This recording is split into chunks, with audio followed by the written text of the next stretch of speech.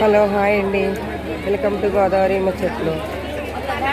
ఇది గుబ్బాల మంగమ్మ తల్లి గుడి అండి. జంగారెడ్డి గుడిని దాటాక బుట్టయ్య గుడి లోపలికి వెళ్ళాలి.